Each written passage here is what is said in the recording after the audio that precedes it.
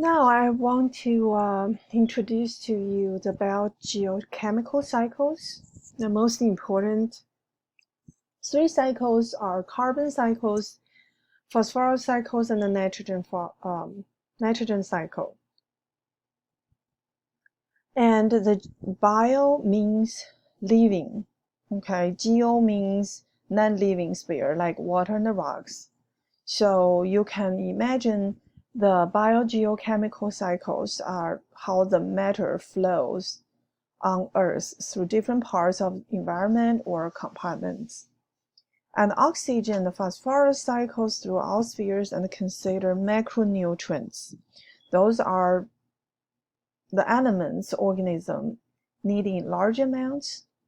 And then I'm going to break those three cycles down. So plants use carbon dioxide during photosynthesis to produce sugar. And oxygen is produced as a byproduct other life can use. And respiration produces carbon dioxide and water and release those compounds back to the atmosphere. And the decay process of decomposers involve respiration and therefore recycle naturally occurring organic materials. So the decay decomposition is really important. Thinking back about biosphere, okay, people underestimate this process. This is one of the reasons that system fails. So we better pay attention to this decomposition process.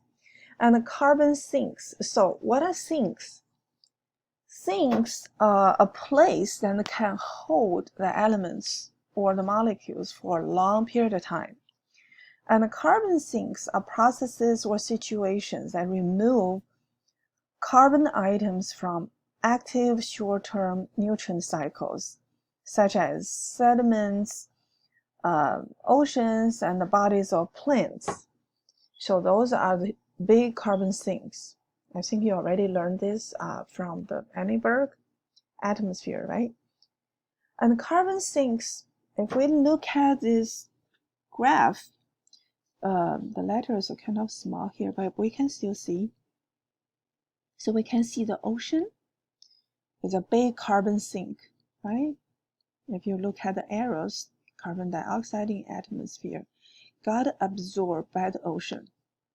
So you can understand if there's a tremendous increase of carbon dioxide, so the ocean become more acidic, that will cause the bleaching of the coral reefs. So that does make sense. And another big carbon sink is a fossil fuel. And we burn the fossil fuel, we contribute to adding more carbon dioxide in the atmosphere. So this purple arrow means human activity. Okay, all the gray ones, I think that those are natural. And this is something we add to it. And unfortunately, that causes global warming and climate change. So the carbon, okay, let's see, carbon dioxide, that is inorganic molecule, taken by the producers. They produce sugar. The sugar can be used by the primary consumer, secondary consumer, tertiary, etc., etc. Okay, and so those living organisms take in the oxygen and release the carbon dioxide. So this is the living things driving the carbon cycle. And then we have fungi, we have small worms, we have nematodes, we have protozoa. Those can break down the dead bodies of the bigger organisms and release back the carbon into the environment and into the atmosphere. See? So this is how carbon recycle. And also you can see the cycle of oxygen because our textbook mentioned that. Okay, that is really easy to comprehend. The oxygen is released by the producers and taken by the consumers, right? And I keep cycling like this. and producers mainly responsible for providing oxygen to the earth. Trees, forests, deforestation. Deforestation is really bad because it removes the carbon sinks and releases the carbon back to the atmosphere. We have those beautiful trees. Why I put the picture here? Because they are living very, very long time, like 1,000 years. Wow. And some was even like as old as 5,000 years. This is why I put the fun stuff in my fun section on D2L. And some of the whitewood trees can grow 2,000 years. And they survived the California wildfires. Isn't that phenomenal? Wow. Those trees have their unique defense mechanism, so they can live a long time, which is pretty amazing. So, we humans do these two bad things, burning fossil fuels, right? And we convert forests to agricultural land, which is not a very smart decision. I just teach you that in the chapter of the land of soils, and you should know why it's not smart. So these are the two biggest activity human impact the carbon cycle.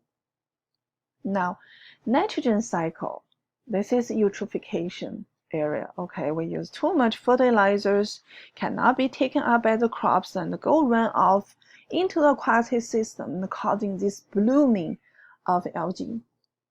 And this is called eutrophication. Nitrogen cycle, I want you to pay attention. Of course, it looks very complicated. Okay, but let's break it down. We have this enormous amount of oxygen in our atmosphere. Only one group of organism, that's various nitrogen-fixing bacteria, can convert them into ammonium. And ammonium can be taken by the plants. And further, when these dead plants broke down, the nitrogen go back through this loop back into the atmosphere. Here, I only want you to remember the nitrogen-fixing bacteria. That's my test point. This is the beginning of using the nitrogen out of the atmosphere. We have a lot of nitrogen, right? But we cannot use it. Only these bacteria can use them and provide the nutrition to the plants, to the animals, and to us humans. It really looks very complicated, but this is for satisfy the curiosity of the students who really want to know what's the chemical reaction of nitrogen cycle. It's not that complicated, but this is for the information. This information is for the people really interested in finding the scientific details of the information I just gave to you. And I do not require you to remember this, and I do not test the chemical reactions. I only test the upper part, which is the bacteria part. You should know only the nitrogen-fixing bacteria can do it. And be careful, it's called nitrogen-fixing bacteria, not nitrification bacteria. Okay, nitrification bacteria change ammonium to nitrates. Okay, so don't give me nitrification area, nitrogen-fixing bacteria. And of course, they are not denitrification bacteria. Denitrification is convert the nitrites back to nitrogen. So it's the opposite direction of nitrification. And this is the splendor of the biochemistry. As I told you in my introduction, I'm a biochemist. So this keeps me very excited. Hopefully don't keep you depressed, but just look at this, how great the components in the system can facilitate each other to achieve a goal. And this is a different group of proteins and enzymes responsible for the denitrification. And those enzymes located on the membrane of the cell. And this is a summary. Nitrifications convert ammonium to nitrite again. Only nitrogen-fixing bacteria can convert nitrogen to ammonia. Okay, and then nitrification bacteria can convert ammonium to nitrite, and denitrification bacteria can convert nitrite back into those gas. Okay, especially the nitrogen. These are the heroes. These are the bacteria responsible for those complicated conversion. And if too much nitrogen phosphorus is applied as fertilizer and go into the aquatic system through the runoff, the oxygen in the water will be depleted by those activities, by blooming of the algae, right? And it creates huge dead zones, such as a dead zone. I emphasize again and again and again in the Gulf of Mexico, because it's so close to us. Phosphorus cycle, that's simple. I only want you to remember all the phosphorus come from the rock. So now understanding weathering and erosion is crucially important, for you to understand how the phosphorus was released from the rock, that is from the weathering and erosion. Primarily from the weathering, and then it's transported by the erosion process to everywhere in the world. And this is the summarizing of the phosphorus cycle.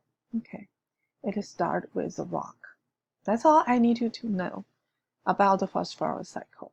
And of course, phosphorus and nitrogen are very important nutrients for the plants and for the animals and for us.